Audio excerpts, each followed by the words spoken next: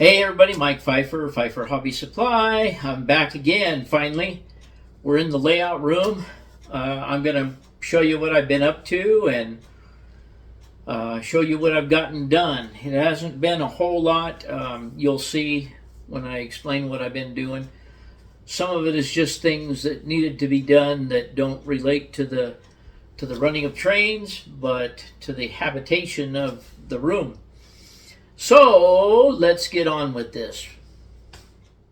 Okay, along with all that stuff that I've just videoed, I decided to go ahead and make my filler piece for here. So I have dragged out a piece of 2-inch foam, which is all I have left. And I made this template, which I can't get it to fit in there. I mean, it fits in there relatively well. I can't hold it and do the camera at the same time. But anyway, take my word for it. It kind of fits in there. Okay, here's my patch that I put in around the corner. No problem. I can fill that in. All it's going to take is a little bit of plaster and plaster cloth, and I can accomplish that. And that will be all good to go. Okay, everybody. As you know, I haven't been working on the layout lately, but there comes a time when you have a little bit of free time and you say to yourself, I need to clean up this crap hole. So that's what I've been doing. I'll show you down here. You can see that I have all this stuff off the floor that was in front of the chair. I have all the stuff off from the floor by the door. The rug is shifted over, but I haven't moved that yet. But I did some things, and let me show you what I did do. All the blister packs, all the Microtrains blister packs that I saved, that I liked for myself, I hung on the wall here. And if you remember, there was a little black cabinet kind of thing there that held a bunch of paperwork. One thing I will tell you is, out in the truck, I have a piece of wood that I'm going to cut in half and screw to the wall back there. 2 pieces of it to keep the chair from tearing up the wall. Haven't done that yet, but I intend on doing that probably later this afternoon. And that's exactly why my, this is a bird noise maker.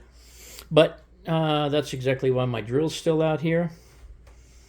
And one thing I did, I raised all of the lights finally all the way up to the ceiling. You know, I just got tired of them hanging down. And what I wound up doing after I did that is I moved my flag there, moved my spurs there. I probably have not covered this. When I was working for the telephone company, there were 2 of us that volunteered to splice the interstate fiber cable that was going to go up and down through New Mexico. And we spent a lot of time on the road following the line crew splicing that job. And at the end, all of us that were involved in that job, that was during the US West days and when they were using the cowboys for advertising and all of that. Everybody that worked on that crew was given a set of those spurs. And I know you can't see it from down here, but it does say in appreciation for the work on the fiber network through New Mexico or something of that nature. So anyway, that was kind of a little gift that I got for working on that crew. And that's why they're here. Aside from that, I just moved a couple of things up, and I'm recording this on 9/11. I moved this up here, which is kind of fitting for today. It's a beautiful place if you ever get a chance to go there and see the memorial they have built there. My little mouse in the music box. But anyway, I got that stuff all sorted out so that if I stand way back here, the wall is all pretty organized and I have room to move the chair back and forth.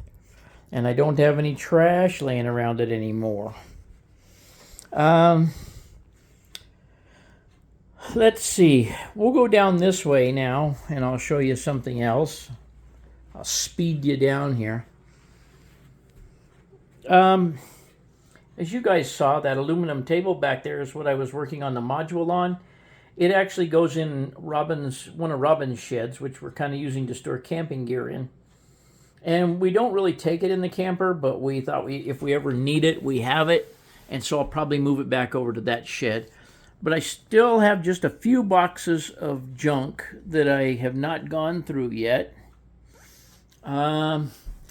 But what I did was I had excess of these storage bins, and some of these were as high as this one on the end, and I took the 2 upper levels off, and that gave me 4 of them that were that level, and it just so happens that my module fits on there perfectly. So it's highly likely that the module will live there until it is needed.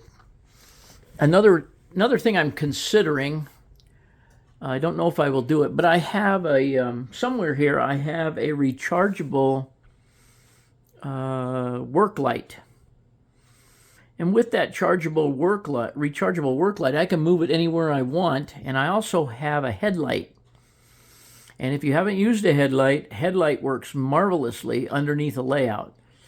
But I have those 2 lights, so there's not really a need for this roll-up light, which is always in my way when I go to get underneath the layout here, or into any of these drawers or anything. So it's pretty likely that I'm going to remove that and get it out of here. There's a bunch of scenery things in this cabinet here and on this rolling cart. I think you guys have seen it before. So when I get pretty much down to the nitty-gritty or done part of the scenery work, some of that can go away, and there will be other things that can go in this cabinet here, and this cabinet will probably move back down here about where this cart is. We were in Silver City with the camp trailer, and I bought that little rolling cart there, which is kind of a carbon copy of this blue cart. By the way, that blue cart was Robin's grandfather's, and he's the one who painted it, and it's been that way for probably 75, 80 years.